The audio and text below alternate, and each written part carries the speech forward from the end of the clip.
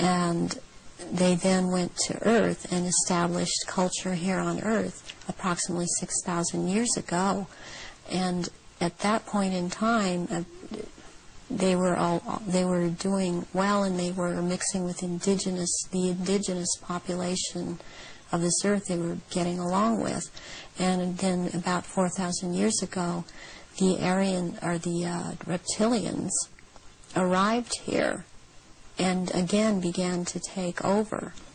And they instilled themselves in different places underground in the Earth, and also this one part of them, the ruling part, took over and became involved in the politics and in the religion, and started controlling through these means at that point in time. A woman named Sva, who is widely regarded as trustworthy by many in the truth movement of all backgrounds, claims to be a former programmer for the Illuminati. She is currently in hiding, we hope, but her writings, which are still posted on the internet, fill in many of the details about how mind control slaves are programmed. One time she was asked about this reptilian idea. The question is, Sva, I have to ask you this. There are stories floating around on the internet about the Illuminati and other agencies being run by extraterrestrials, in particular a reptilian race operating from a higher dimension. Any thoughts on that? My answer will probably cause a lot of anger, and it's not meant to step on any toes. Here it goes. I have never seen an alien or extraterrestrial. I have seen some programming to make people think they saw aliens as a cover story for programming, if they remembered. None of the head trainers I knew or others on the leadership council believed in aliens, although I never asked them. I personally believe that the reptilian stuff is actually the demonic at work. I have seen shape-shifting and other stuff because of demonic influence. Okay, so some of you here will say, gee, she believes in demons, that's as far out as aliens. Well, this is what the Illuminati certainly believe in. They know there are spiritual realities, and they think that they can control them. Those of a more cynical bent would say that the shape-shifting was a drug-induced hallucination and group hysteria in the context of a ritual setting. I will let each reader decide based on their personal comfort zone, but no, absolutely no reptiles or aliens seen in Washington, D.C. or San Diego, California as of 5 years ago. At least I never saw them. Interesting that Icke seems to validate this idea that spirits can make a person shapeshift. It was a lady who channeled this consciousness back in 1990. And I'll just read what it said because it's so relevant to now with the hindsight of the years that have passed. And if anyone doesn't, believe in shapeshifting, they should have seen this woman's face when she was doing this, because she became someone else. Her face, it was like, whoa, changed to a completely different face. I would say that Arizona Wilder's testimony is worth listening to. It seems to be consistent with high-level satanic rituals. I would suggest one possibility is that she may have been made to learn the reptilian story, as Sva suggested, so that if her programming did ever begin to break down, she would tell people that it was reptilians instead of satanic rituals. Something that a lot of people miss about her testimony is that the entire purpose for the ritual she did was to summon what she calls demons, or old ones, so that they could give more information about how the New World Order should be set up to the top-level people. It's clear that she believes it's the demons, not reptilians, that are behind the planning for the New World Order. They materialize from out of another dimension and are present at rituals, and they are so powerful, and their presence is such an evilness about them, and they want out of this other dimension, and they have to be called out by someone who has that power, and the reptilians don't have this power. That's very important, that they don't have this power. So during a ritual, these old ones are called out, and they are what Christianity would have called the demons, and they want out. They're always demanding to be let out, and so you have to be very powerful to keep them in line and to make them go back when it is time for them to go back. Why do the reptilians want to manifest these quote, demons at the rituals? It brings power to the rituals. It brings power to them. They are told things by these entities, and they are encouraged to go on with what they're doing, and knowledge is imparted to them through these entities. If this is the case, why is there no attempt to see what we can learn about them? Why all this focus on reptilians and Mars and Aryans? By her own admission, they aren't calling the shots. The spirits behind them are. I want to mention a few more things about the reptilian issue before moving on. She states that the reptilians change back to reptilians when asleep. Considering how many of them were educated in schools, where they also lived amongst hundreds of others in dorms, and many of them are in the armed forces, you would think that someone would have noticed this happening by now. Hey buddy, you don't look so good when you fall asleep.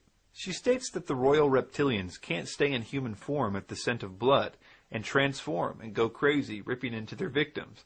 And in all those years, nobody has ever noticed this when they cut themselves, been around blood, menstruating women, etc.? Considering they are so public, there is no way that they have never been in the vicinity of blood. The other testimony that Icke uses to confirm the reptilian issue is that of Credo Mutwa. This is what Ivan Fraser said about Mutwa. Quote, soon after this, the Arizona Wilder interview, David re-emerged from a trip to Africa, announcing a new video called The Reptilian Agenda, which is an interview with a Zulu shaman called Credo Mutwa, who is confirming the evidence of shape-shifting reptilians. Credo recounts various ancient Zulu myths about the reptilian race which manipulates mankind, which are taken literally by himself and Icke, and seen as a remarkable confirmation of the reptile-human race theory, although Credo's version is that the race actually originated on Earth, left it, and returned. Furthermore, the central reptile-Aryan race thesis is fundamentally challenged by Mutwa's assertion that the black leaders of his country and their bloodlines are from the reptilian race also. Mutwa also speaks about personal encounters with gray aliens, which he states are servants of the reptilians. Mutwa elsewhere, rather contradictorily, states that the grays are actually the reptilians with an artificial skin. This contradiction is not challenged by Icke. I also agree with Fraser when he says that both Mutwa and Arizona Wilder may be consciously very genuine in recounting their experiences according to their memories, but I believe we need to be extremely careful before buying into what amounts to circumstantial stories with no proof. Also, I want to address this idea that's circulating on YouTube and other video sites, that people's pupils change and you can tell that they are reptilians this way. This is an effect caused by uploading a video with bad resolution. The same effect is happening with other elements in the picture, but you only notice it on the eyes because the eyes are very detailed things, and when the pixels cut out on them, it's more noticeable than it is with the other elements in the picture. Even Icke doesn't believe this stuff. All over the internet, people started talking about this now, and these pictures are circulating. This might be probably is just a trick of the light, but it's very symbolic of what we're looking at. Desborough gave Icke another view that became very important to Icke's teaching. He gave him his current view on Jesus. Most of you might not know, but Icke's view about Jesus changes dramatically from book to book. For instance, the early Icke is very confident that Jesus existed, only that the Bible didn't include parts of his story that it should have. There is a thin line of truth in the Bible, certainly. And many of the things that the being Jesus, who certainly did exist, and certainly did die in that way, says are accurate reflections of what he said, but they are taken out of context and misinterpreted. One interesting way to demonstrate that his views changed dramatically about this from book to book is by first quoting this passage from Truth Vibrations. He says, quote, "My own feeling and what I have channeled and seen leads me to believe that Jesus survived the crucifixion. I had a very strong vision of Jesus on the cross. During that vision, I was with Jesus, experiencing what he felt. He experienced great pain in his hands and wrists, and he was utterly exhausted. I then saw a pole being raised with a cloth, which was offered to his mouth. From this he took a drink. Soon after this he appeared to lose consciousness. When he awoke, he was lying with people all around him, attending to his wounds. They were all in white, I remember. It was clear that Jesus was in a state of shock. He whispered, 'I live, I live,' as though he had expected to leave the physical body. I had other visions and channeling, which together gave me this overall picture of what actually happened 2,000 years ago. Now listen to his version of the crucifixion in his next book, Love Changes Everything. When the channeling, crucifixion, had finished, one of the followers asked if Jesus could be taken down, and his request was granted. He was still alive at this point, but the swift movement of the sword removed him from the physical level. Only Jesus knew for certain he would die. So, in this version, Jesus did die, which is obviously a massive contradiction from the previous book with no explanation of the discrepancy. Keep in mind, in that book, Jesus personally talks to David on a regular basis. For instance, Jesus is quoted as saying things like, quote, "I was so determined, David, so determined to ensure that the truth could not disappear because one man was nailed to some wood, and I knew the effect it would have on Lucifer Satan if the energies were powerful enough." Icke always tries to downplay his famous claim to be the Son of God.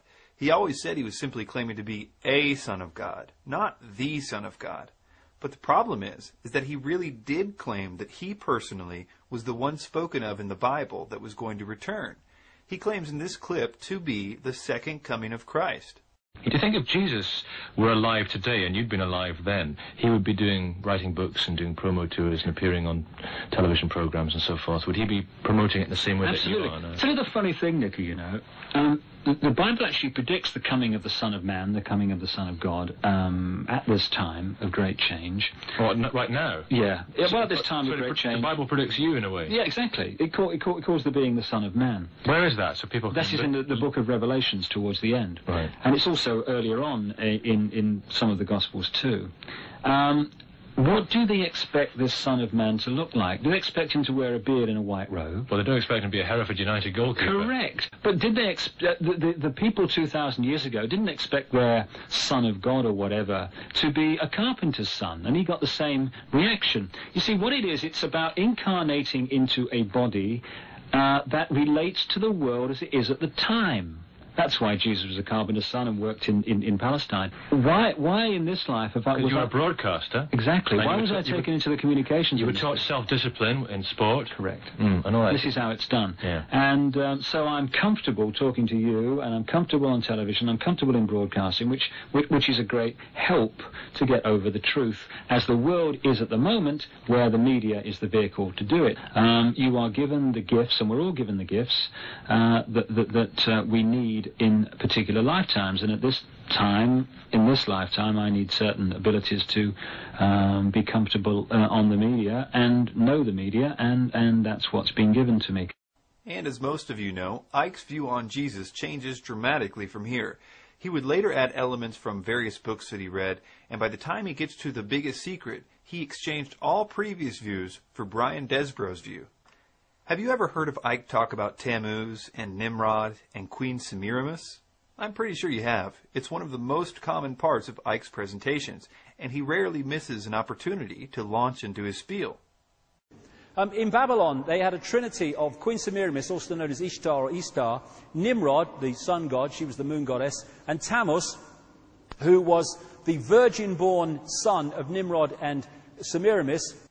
He took this view word for word from Brian Desborough, and although he doesn't credit Desborough for it, it's clear that he did. For instance, there is no mention of Tammuz or Semiramis before this book, and it's obvious that he is using the same wording from Desborough's article called The Great Pyramid Mystery, Tomb, Occult Initiation Center, or what. For instance, Icke writes, Tammuz, who is said to have been crucified with a lamb at his feet and placed in a cave when a rock was rolled away from the cave's entrance 3 days later. Now compare that with what Desborough writes. Tammuz, who, according to the writer Langton Tias, was said to have been crucified with a lamb at his feet and placed in a cave when a rock was rolled away from the cave's entrance 3 days later. The only difference is that Icke takes out the reference to Langton Tias. One reason he probably did this is because Langton Tias was a person who was widely known for taking Christianity and trying to explain it using pagan symbology to be more acceptable to the pagans. So it's not shocking if we were to find this information, but as we will see, even given this, the claim is still not true, and that's probably why Icke drops the reference altogether. In any case, the point is that Icke took the reference, and it's clear that Icke had access to this particular article, because in other places in his book, The Biggest Secret, when Icke cites Desborough, he cites this very same article. The footnote reads, Brian Desborough, The Great Pyramid Mystery, Tomb, Occult Initiation Center, or What? A document supplied to the author and also published in the California Sun newspaper, Los Angeles. The biggest problem here is not who he got the information from, but how terrible the information is. No scholar would ever write that a rock was rolled away from Tammuz's tomb after 3 days. This is a flat-out untruth with no apologies. Even Acharya S., who Desborough is misquoting right here, disagrees with this idea, and that's saying something if you know who she is. Icke traded in his earlier view of Jesus